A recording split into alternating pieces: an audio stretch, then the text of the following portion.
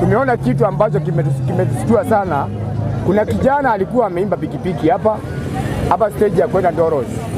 Na sasa kijana yeye akafikiria tu kutoroka kwenda pande ya kwa Ponza. Sasa vile ameenda kwa Ponza hivi kama anaendelea kwa barabara, akaona nyuki zimemsurround kwa kichwa. Nyuki mingi sana. Sasa yeye akatano kurudi na huku. Akatani mpaka kurudi na Kabati. Sasa nyamerudi Kabati, sasa kumbe mwenye pikipiki yeye ako tu Kabati. Sasa akarudi, jamaa akarudi. Penye amerudi sasa tukaona jamaa watu wengi wamemfuata. Sasa tukauliza nini? Tukienda kuangalia tukapata jamaa kuna nyuki mingi sana. Azikuli mtu mwingine, ni yeye tu zinamsurround. Sasa tukaenda tukamfuata.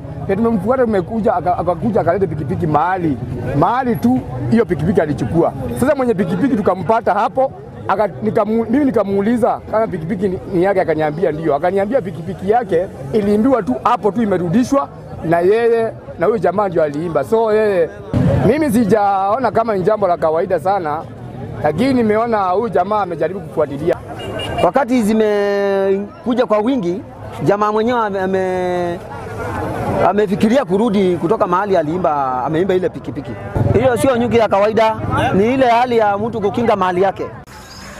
Ilikuwa mwendo wa saa 3:30 ya usiku. Nilikuwa nimeipaki hapo nje, kurudi nikapata kama haiko. Hiyo ni Monday. Sasa ndipo nilikimbia police station nika report, wakaniandikia OB. Alafu nikarudi ngoje kutafuta pikipiki, sikuipata. Kesho yake ndio niliamkia